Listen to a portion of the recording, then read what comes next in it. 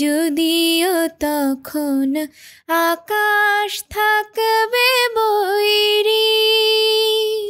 বাংলা সাহিত্যের কালজয়ী কথা সাহিত্যিক ও নির্মাতা হুমায়ূন আহমেদ আজ তার ১৩তম মৃত্যুবার্ষিকী।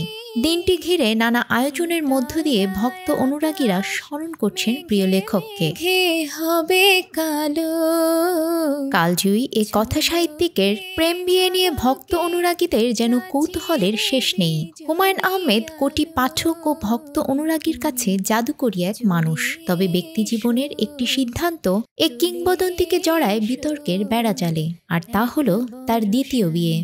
যদি মন কাঁদে। অভিনেত্রী মেহের আফরোজ শাওনের সঙ্গে সম্পর্কে জড়ান এবং বিয়ে করেন তাকে। হুমায়ূন আহমেদের দ্বিতীয় স্ত্রী শাওন তার মেয়ে শিলার বান্ধবী হিসেবেই প্রচলিত।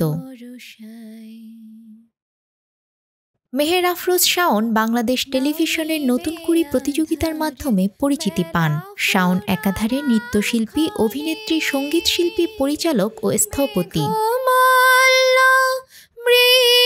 শাওনকে কিভাবে ভালোবাসার কথা বলেছিলেন জনপ্রিয় কথা সাহিত্যিক হুমায়ূন, এই বিষয় নিয়ে অনুরাগীদের ছিল প্রচণ্ড কৌতূহল। তবে অভিনেত্রী নিজেই একটি সংবাদ মাধ্যমকে বলেছিলেন তার প্রস্তাব পাওয়ার সেই গল্প।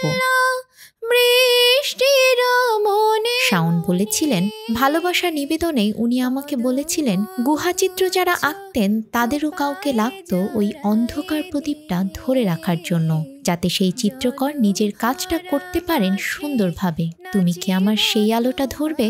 একথা শোনার পর মেহের আফরোজ শাওনের পৃথিবী যেন এলোমেলো হয়ে যায়। নিশ্চুপ হয়ে যান কিছুদিনের জন্য, কোনো কথা বলেননি প্রিয় মানুষটির সঙ্গেও। বান্ডেল থাকলে প্রতি সেনমানিতে টাকা বাঁচবে। বিকাশ সেনমানি বান্ডেল কিনে জিতুন প্রতি লেনদেনে। তবে সে প্রসঙ্গ না উঠিয়ে লেখক আবার কিছুদিন পর শাওনকে বলেন, সেন্ট মার্টিন দ্বীপে যদি একা চলে যাই সব ছেড়ে, তুমি থাকবে? এবার আর নিস্তব্ধ থাকেননি অভিনেত্রী। জবাবে তিনি বলেছিলেন, থাকবো এবং সব সময় থাকবো। সেই থেকে দুজনের ভালোবাসার অধ্যায় শুরু, যা গড়ায় বিয়ে পর্যন্ত। দুজনের দাম্পত্য জীবনে রয়েছে 2 সন্তান, নিশাদ ও নিনিত। বিয়ে কিংবা তাদের প্রেমের গুঞ্জন ওঠার পর আলোচিত হয় এই সম্পর্ক। নেটিজেনরা বলেছিলেন, মেয়ের বান্ধবীকেই বিয়ে করেছেন হুমায়ূন আহমেদ। এমন একটি কথা এখনো প্রচলিত। তবে এ বিষয়ে একটি অনুষ্ঠানে শাওন বলেছিলেন, বান্ধবীর বাবার সঙ্গে প্রেম করিনি, বরং বন্ধুর মেয়ের সঙ্গে আমার বন্ধুত্ব হয়েছিল। হুমায়ূন আহমেদের কন্যা শিলা আহমেদ আমার বন্ধুর মেয়ে। কথার জাদুকর হুমায়ূন আহমেদ একাধারে ছিলেন শিক্ষক, সমাজসেবী, গল্পকার, নাট্যকার, ঔপন্যাসিক, গীতিকার, চিত্রকর, চিত্রনাট্য লেখক, নাট্য নির্দেশক, চলচ্চিত্র নির্মাতা ও প্রবন্ধকার। সাহিত্যের সব জায়গায় ছিল তার সরব উপস্থিতি। কখনো আবার রং তুলির ছোঁয়ায় রাঙিয়েছেন ক্যানভাসের রংহীন সাদা স্থান। পিছিয়ে ছিলেন না নির্মাণেও।